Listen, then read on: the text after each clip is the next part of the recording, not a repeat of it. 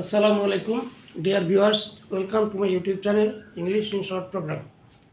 আজকে আমরা সেন্টেন্স পরিবর্তন এই পর্যায়ে কমপ্লেক্স ইনটু সিম্পল, কমপ্লেক্স থেকে সিম্পল করার একটা নিয়ম শিখব। নিয়মটা হচ্ছে ইফ যুক্ত সাবঅর্ডিনেট ক্লজ যদি থাকে, অর্থাৎ শর্ত বোঝায়, তাহলে কী করতে হবে?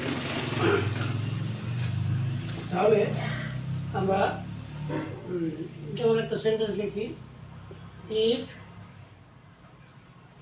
you read the book,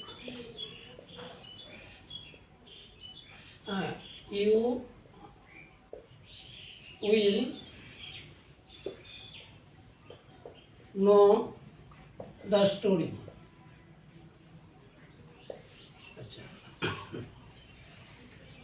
এখন এরকম সেন্টেন্স লেখা থাকলো, এখন নিচে লেখা থাকলো মেক ইট সিম্পল। এটাকে সিম্পল। তাহলে আমাদের প্রথম কাজ হবে এই সেন্টেন্সটা কোন ধরনের সেন্টেন্স, কমপ্লেক্স না কম্পাউন্ড? যদি সিম্পল করার কথা বলা হয় সিম্পল হবে না, এটা কমপ্লেক্স না কম্পাউন্ড এটা বের করে নাও।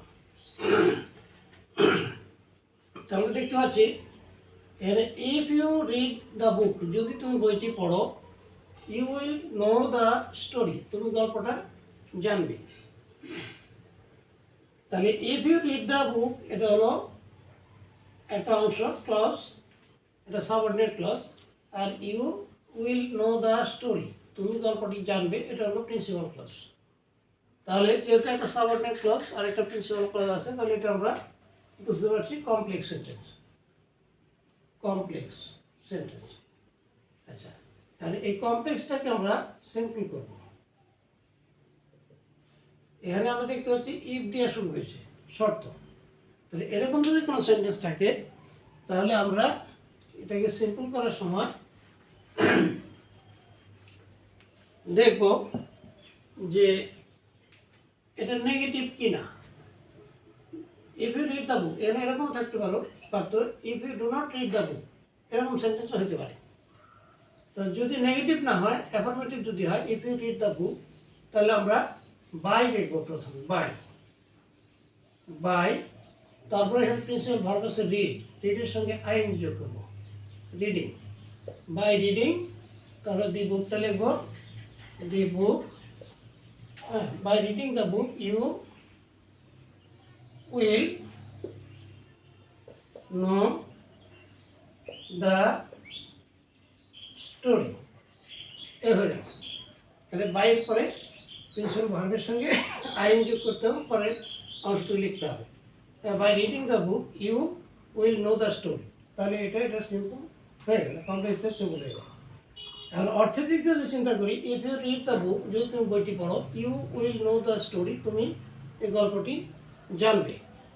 তো সিম্পল করলে by reading the book you will know the story, গল্পটি পড়ে তুমি এই বইটি পড়ে তুমি এই গল্পটি জানবে।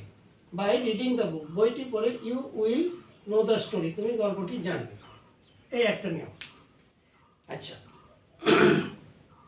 এই শর্তযুক্ত আরেকটা নিয়ম আছে, সেটা আমরা এই সেন্টেন্সটাই যদি লিখি এরকম যে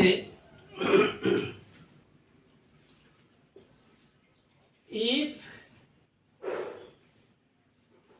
you do not read the book, if you do not read the book, you will not know the story.